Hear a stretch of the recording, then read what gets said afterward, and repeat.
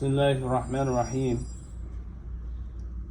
الحمد لله رب العالمين الحمد لله رب العالمين الحمد لله الحمد لله عدد خلقه رضا نفسه وزنات عرشه ومداد كلماته ومنتهى علمه وجمع مشاء وخلق وضرع وبرع على بغير شهادة الرحمن الرحيم ملك القدوس العزيز الحكيم وأشهد أن لا إله إلا الله وحده لا شريك له له الملك له الحمد يحيي ويميت بيده الخير وهو على كل شيء قدير وأشهد أن محمدا عبده ورسوله وحبيبه وخليله وأرسله بهدى ودين الحق ليظهره على دين كله لو كرهت المشركين وبعد قال رسول الله صلى الله عليه وسلم إذا جاء رمضان فتحت أبواب الجنة وغلقت أبواب النار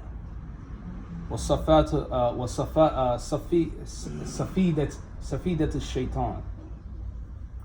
The Prophet sallallahu alaihi wasallam reminded us in this month of Ramadan that the gates of Jannah is open, that the gates of Jannah is open during this month of Ramadan. The gates of Jannah is open, meaning that our behavior, as it's explained by other narrations by the Prophet sallallahu alaihi wasallam, that our actions are multiplied and rewarded with multiplicity. A lot of benefit that you gain from the month, just the month of Ramadan, but not only just limited to that, but also benefit from the fasting, buy-in, control, and those things that are outside of your control. During that month when you're fasting, the appetite is suppressed. Usually with appetite, the person becomes lazy. But when the appetite is suppressed, sometimes you'll find that energy in order to worship Allah subhanahu wa ta'ala. And this is why, if you look where the Prophet sallallahu alaihi wasallam said that the gates of the fire is closed, they're closed off, right? For that, because it's this mercy at this time, this a month of seeking forgiveness. It's not that you can sin freely and do whatever you want during Ramadan and think that nothing is supposed to happen to you, but meaning metaphorically that that paradise is open for you. It's Allah Ta'ala's mercy, right? And the shaitan, he's chained up, or he's locked away, his influence, because the shaitan is your ongoing enemy. But shaitan, like with war, if you know anything about strategies of war, in order to launch an effective campaign against someone that is considered your enemy, you have to have some sort of intel, right? To make it simpler, more simplified to understand, when people have argumentation, right? Social media argumentation, usually the first thing, if I could ask this question, I guarantee you'll all answer this and probably get it right. What is the first thing the person does to the other opponent? They look in their pictures to see what they can find. They scroll their wall to see what kind of thoughts, what kind of intel that they can gather. The same thing likewise with a war, right? You have to have an inside person that you cooperate with in order to infiltrate the place that you're trying to attack, or the person that you're trying to attack. So with shaitan being locked up, right, chained down, that leaves you, because the person that he works with is the nafs. The person that he works with is the nafs, your lower desire, right? You're already feeling these things. He gives that whisper, and when he gives that whisper, you act on it, or sometimes you disobey. You don't listen to that whisper, right? So this is how shaitan comes at us, But what I want to do is make an extension, because Ramadan is usually a reset for a lot of us to get things back on track. And as time evolves, you see that we're derailing. We're taking a course that's not the course that we're supposed to take. Oftentimes we talk about establishing deen. Sometimes it becomes almost like a mantra, right? For most people, oh, we got to establish the deen, establish the deen, establish the deen. But one of the ways that you know that you're establishing the deen is by the words of Allah subhanahu wa ta'ala, where He says in the Quran, Wallahu ja'ala lakum min buyutikum sakinan. Allah Ta'ala, He says in the Quran that He's made for you your homes a place of sakinah, tranquility, a place of resting, where you find safety and security. When the world is going crazy, the last thing you have to retreat to is your homes. Oftentimes we don't look at our homes like that. Your home can only be a place of tranquility if you create it to be in that manner. And to create it in that manner, you have to have a set of rules and guidelines, and it has to be a hierarchy that has to be understood. Allah subhanahu wa ta'ala has given us, He's given us a whole infrastructure. Many of us, we live our lives as if Allah Ta'ala hasn't organized and gave us an infrastructure within our homes. Establishment of deen starts at home first. Look at how important the home is. If you look in Mecca during the time of the Prophet sallallahu alaihi wasallam, when he first started receiving revelation, where did the da'wah start? In his home. It started with those people that were nearest to him. And you found that his strongest supporter out of the people in the beginning was Khadija radiallahu ta'ala anha. Most people usually they talk about Khadija because of her abundance of wealth, right? And she freed the Prophet sallallahu alaihi wasallam of his responsibility in order to continue to spread the deen of Allah subhanahu wa ta'ala. But she also, not only was she once his employer, but she ended up eventually turning the business over to the Prophet sallallahu alaihi wasallam. So you created that environment. The way that this society is set up, we're one paycheck away from being homeless. When you're one paycheck away from being homeless and your heart and your mind is preoccupied with dunya, then therefore it creates fear. And you fear other than Allah subhanahu wa ta'ala. You fear other than Allah ta'ala's punishment. But rather what you fear in this dunya is a dunyawi punishment. You fear of having, not having. You won't be able to have it. I can't have it. I won't be able to get the latest things. I won't be able to live up to this thing. If you're moved by these type of things, then therefore you are being influenced, not by Allah subhanahu wa ta'ala. And I'll prove my point towards the second khutbah. The home establishment of peaceful environment. It's about security. So much security that Allah Ta'ala, He says in the Quran, وَقَرْنَ فِي بُيُوتِكُنَّ وَلَا تَبَرَّجْنَ تَبَرُّجَ جَاهِلِيَّ أُولَى. Allah Subhanahu wa Ta'ala, He mentions about for the women, their first hijab isn't the cloth, their first hijab is their homes. Their hijab is their homes. That is their veiling, their protection. Not only is the home for the man a place of sakinah, but it's also a place of protection for the woman. Allah subhanahu wa ta'ala, He said, don't display yourself. He tells the women, don't go out displaying yourselves. This society that we live in, they tell the women to display themselves outside the home. Even the Muslim women are crafty, where they have garments where you see the silhouette of their bodies that are tight, where they beautify themselves in order to go home, but when they're home, they look like a hot mess with their zoj. Have no regard. Likewise, the male, same thing.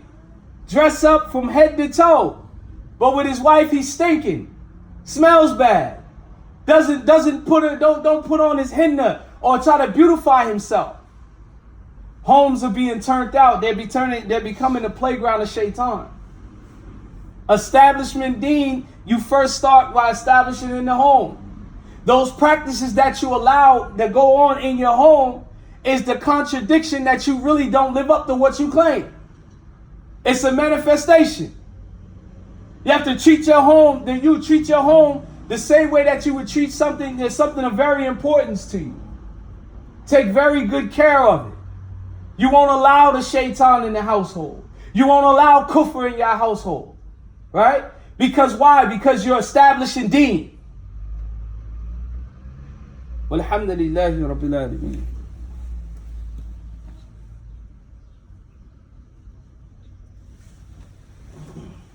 Bismillahir Rahmanir Rahim. Alhamdulillahi Rabbil Alameen. Wa sallallahu ala Sayyidina Muhammad wa ala alihi wa sahbihi wa sallam. Radiyallahu ta'ala anhu wa assadat tabi'ina wa ulama aminina wa a'ima arba'i mujtahidin wa muqallidihim ila yawm ad-din ma ba'd. A home is important. The Prophet sallallahu alaihi wasallam spoke about some of the ni'mah, some of the blessings of this dunya. And one of them is having a home. One of them is having a home.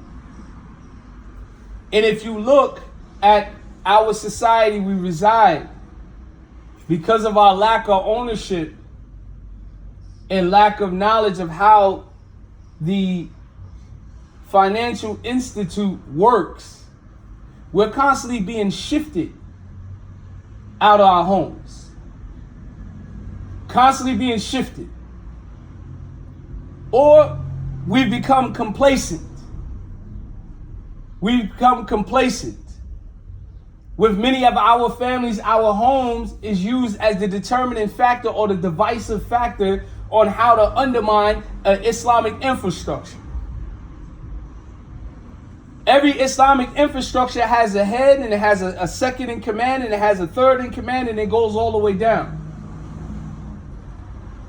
Our lack of commitment of establishing deen, and I put that in quotes, we don't understand the infrastructure of an Islamic household. We've gotten to the point now we're broken down so bad in society and our family structure that to the point that we feel that there's no need for a male figure in the household. Some people, they put their opinion over and above their husband's opinion. He's the hierarchy. If you find yourself arguing about whose position is more important, then you don't know what establishing the deen means. Households are separated. Husband going that way, wife going this way. Infrastructure is being torn. So meanwhile, while you're having this fight, children are growing up and children are raising themselves, establishing themselves on their own principles and their own philosophy. Meanwhile, we rely on our enemy to take care of our children. Meanwhile, we rely on the enemy to take care of their children. Could you imagine the Muslims asking Abu Lahab to educate their children? Could you imagine this? They would teach them everything that was contrary to Islam. Even though, and one thing about an oppressor, they make their oppression look good. And in your mind, you'll justify it. It'll start new movements. Where it's getting bad. It's gotten so bad now that Muslims are saying that Rasulullah sallallahu alaihi wasallam was a feminist. Na'udhu billah. Because of Western concept. There's no more establishing deen. People don't even get upset when the deen is violated anymore. Because the concept of establishing deen has left us. But Allah subhanahu wa ta'ala in the Quran, He shows us how important a household is. And I'm going to make my case off of two things, two incidents. One happened in Medina. Okay? One happened in Medina. When the Prophet sallallahu alaihi wasallam left from Mecca, when the believers were forced out, what did they establish? The masjid, the marketplace so they can take care of their livelihood, and then they establish their homes.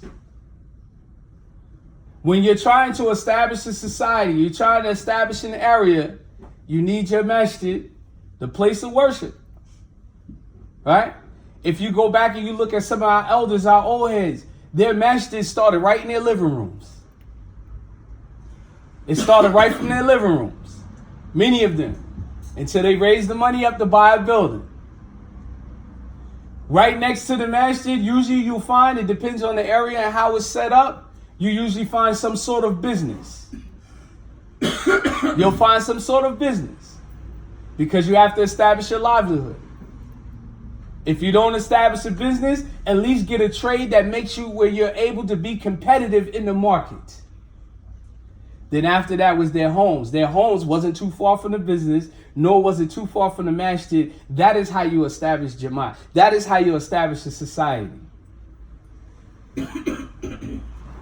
Most of us in our mind, our masjid is cross town because it's nice. You know, it's a beautiful edifice, you know, infrastructure. You know, they have some Sunday school for the children, you know, and I live over here because the education system is better. You know, the taxes is a bit higher, but I'll sacrifice for that, you know, so that the children can get a good education amongst the kuffar. And the job, yes, I want to, you know, become a ever living wage slave.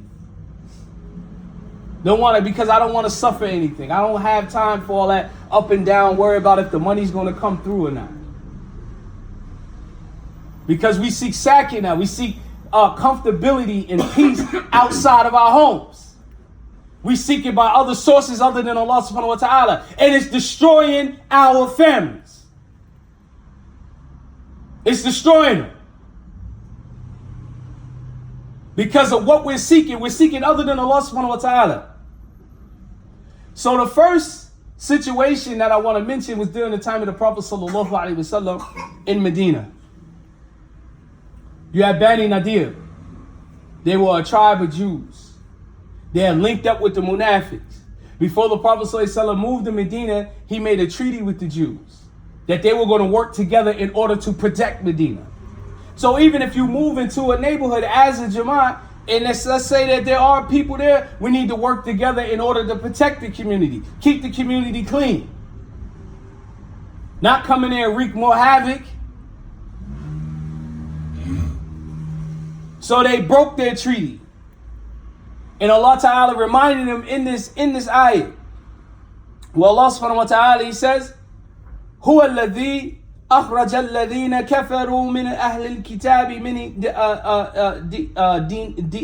ديرهم لأول الحشر.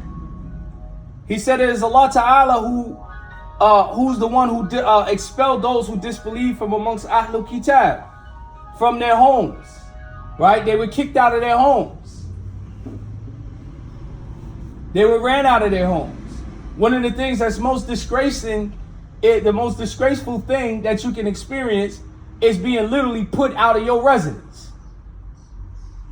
Put out of your residence.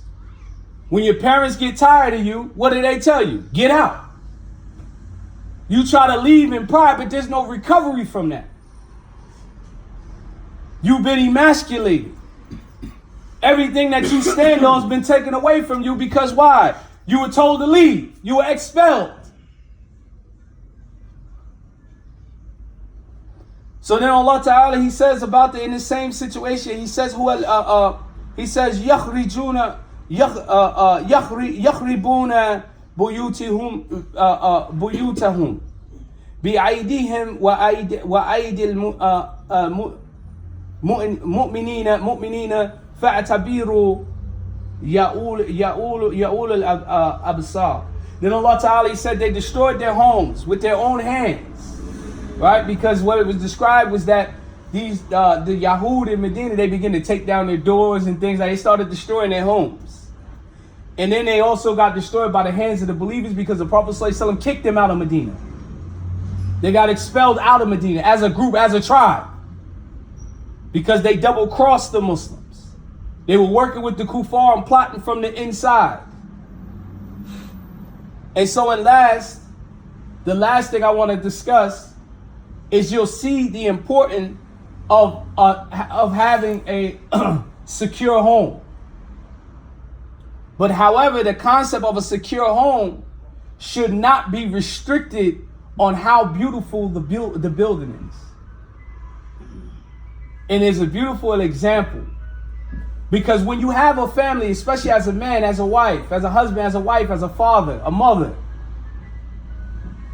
you have to see yourself as an architect. You're building something. You're an engineer. You're constructing something. You have a plan, a plot. And so the best plan that you could see was with Prophet Ibrahim alayhi salatu wasalam. When he made his first hijrah, he left his father and his father's home. Why did he leave his father and his father's home? Not because his father was getting on his nerves, right? Like most of our children, they grow up, I can't wait to leave because Abby, Umi getting on my nerves. My little brother keep peeing in bed. I can't wait to get my own bed, right? But he left his father's home because they were worshiping other than Allah subhanahu wa ta'ala. So when one makes hijrah, they have to make sure that their niyyah that they're making hijrah for is for Allah subhanahu wa ta'ala. Just as the Prophet sallallahu alaihi wasallam told us, إِنَّمَا أَعْمَلُوا بِالنِّيَّةِ, right? That actions are based on your intentions. Your actions are based on your intentions. فَكَانَ هِجْرَاتُهُ إِلَى اللَّهِ وَرَسُولِهِ وَهِجْرَاتُهُ إِلَى اللَّهِ وَرَسُولِهِ. And the one who intends to make hijrah for Allah and His Messenger, then he'll get exactly the reward of making hijrah for Allah and His Messenger. But one of the most important ingredients, and I think that we often neglect this. I know as myself, as a man, you overlook it sometimes. Not intentional. I think sometimes we be too caught in the moment of, moving and hustle and bustle. But when Prophet Ibrahim alayhi salatu wasalam and his wife Hajar, they left and went to Mecca, a barren land, didn't even have anything there. He left and moved to a barren land. And now today, hundreds of years later, you see the Kaaba, because he went there to go build the Kaaba. You see the infrastructure of now what is known as the city of Mecca. That is known. The same city that our Prophet sallallahu alaihi wasallam was born in. The same city where the streets that Rasulullah sallallahu alaihi wasallam walked through them streets. The same city where people persecuted the believers in. This was part of the vision. So, Prophet Ibrahim alayhi salatu wasalam, he said in his dua, he said, وَإِذْ قَالَ Ibrahim, and mentioned when Ibrahim said, رَبِّ عِجْلِي هَذَا بَلَدْ آمِنًا, that, oh Allah, oh my Lord, make this city secure. And sometimes we don't pray for our city. We want to leave our city. We condemn our city. But sometimes you don't see, or you may not want to see it. Sometimes there's barakah in a place that you are, but if you can't help that society, then there's somebody else that Allah Ta'ala will bring to help that society you reside in. You'll be wiped out. You'll be ignored. You're part of the problem. You're not part of the solution. See, when you're part of the solution, one of the things where dua not only is dua for our benefit, but it's also a sign of humility. That you annihilated the nafs. It is the true meaning of the ayat of the Quran where Allah Ta'ala says, Ya ayyuhan nasu antumul fuqara. Right? Allah Ta'ala is Ghaniyul Hamid. O mankind, you are fuqara, you're destitute. We think we control things. We think we saving something. We think we can really change. We can't do anything. This is what this ayat is teaching us. Antumul fuqara. But many of us, we have this arrogant attitude the same as Fir'aun had. The same as Fir'aun had. Fir'aun, Nimrud, all these guys had the same characteristic. They had wealth, they had power, so they felt that there was nobody above them. And many of us have that same attitude. You start talking about, man, look, we just going to do what we need to do and reside, let matters over to Allah Ta'ala. Man, I ain't stupid, right? You know what I mean? I ain't stupid. I got things to do. This is our approach. But here, Ibrahim alayhi salam is praying for safety for a city. That's number one. We probably need to start making more and more dua for Philadelphia. People will probably slow down on killing each other. But sometimes those killings are a method of punishment. It's a method of punishment. Allah Ta'ala will cause you to be punished by the hands of your enemy or the hands of His creation. So then the Prophet then Allah Ta'ala, he said, Rabbi ijli hadha balad amina wajnubni wa baniyan an ta'budu asnam. Second thing, very key. He prayed for a city, then he prayed for his offspring. He said, oh Allah, keep me and my offspring away from worshiping idols. Keep my offspring from worshiping idols. If we knew how important Tawheed was to our children, we would constantly revision over and over and over until they know it, and keep them in the Quran over and over, because the best book of Tawheed is the book of Allah, the Quran. You wouldn't know Allah by any other means. You wouldn't know Allah Ta'ala by any other means. The second dua that Prophet Ibrahim alayhi salam made, he said, Rabbana inni askantu min dhurriyati bilwadi al-ghayri dhi zar'in inda baytika al-muharram. So he said, our Lord, I've settled me and my offspring, my descendants, in a place that's uncultivated, near your house, meaning the Kaaba. That meaning in this, how can this apply to us? That we need to establish a Medina, live near each other, live near the masjid, where you're protecting your offspring. What hurts many of us is that we live in a neighborhood where we're the only Muslims. And we trying to figure out why our children are coming out the way they're coming out. We send them in a school where they're the only Muslims. And we're trying to figure out why they're coming out the way that they're coming out. We need to think more like Ibrahim alayhi salam. This is where our thinking is. The more we read the Quran, the more we'll see it. We have to establish our own. Moving far away in a place where you're isolated from other people that's like you, because usually most black people only want to move away from black people because of self-hatred. And they want to turn their nose and look down on each other.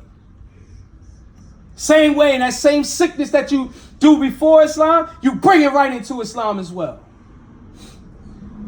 You think that the things that you accumulate validates you as being better than.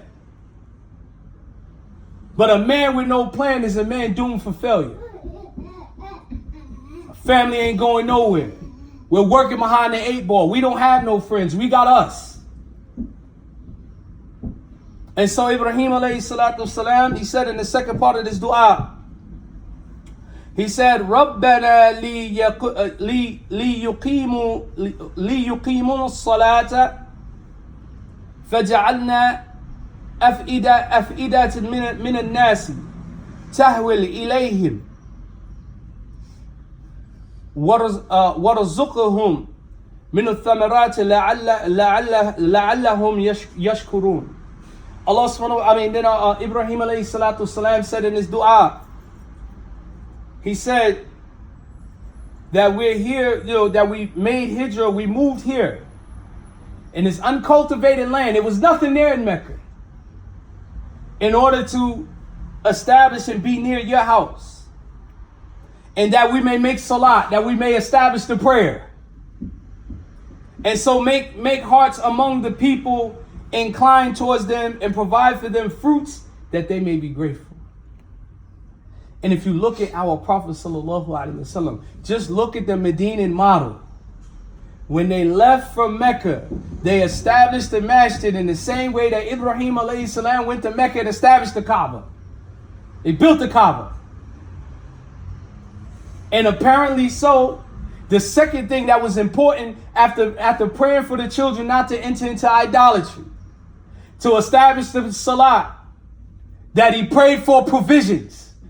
And what did the Prophet ﷺ establish? A marketplace. Then they found peace in their homes. Subhanakallahumma wa bihamdika wa ashhadu an la ilaha illa anta astaghfiruka wa atubu ilayk. Iqamas salat.